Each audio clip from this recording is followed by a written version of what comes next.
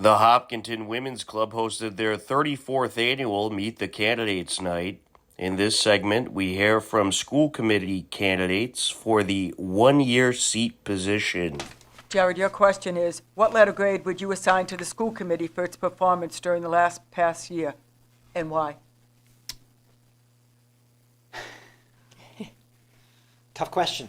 So let's see. I think as I look back on the past year, look, it was a difficult year for everyone. So I think as I look at that, I'd say as far as the school committee performed, let's call it a C. Some things went well. Hopkinton should be better.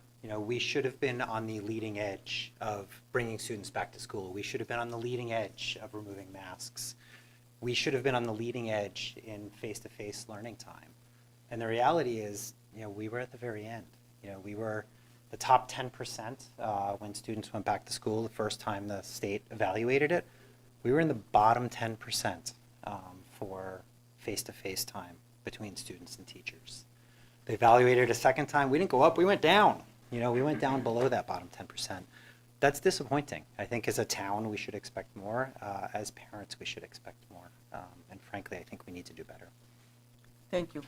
Jen, given that you have served on the school committee before and have decided to run again, can you speak to the high-profile votes of the last 2 years, including a return to hybrid school, a return to full-time school, and reinstating the mask option?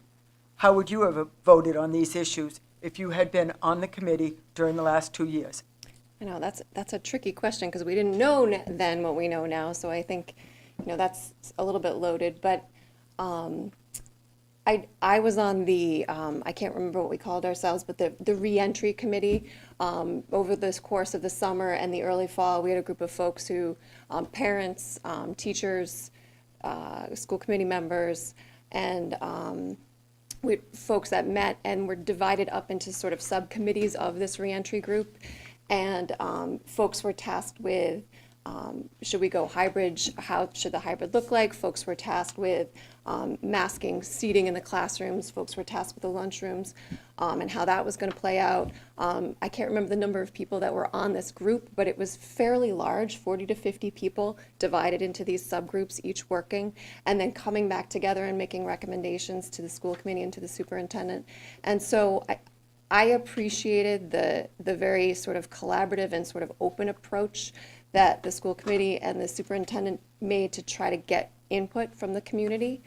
I think it's tricky because I think a lot of us were focused on our families and on our own situation at the time. So folks may not have participated for a whole host of reasons, and we were pretty fried from Zoom by then anyway.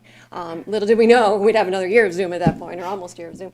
But I think, it's hard to answer the question because I think with the information that we had at the time, I appreciated that we went maskless in November. We were the first school district, I believe, in the country. It was on NPR. My friend out in Seattle called me and she's like, are you Hopkinton, Massachusetts? And I was like, we are. She's like, you guys are unmasking? I'm like, we are. So I think, we made the right calls. We tried different options to try to see what was the best choice with the information that we had at the time. And I think we did well. But of course, in hindsight, you can always find out where you didn't do well, and you can look back and try to make sure you don't make those same mistakes next time around, if there ever is a next time around, hopefully in 150 years.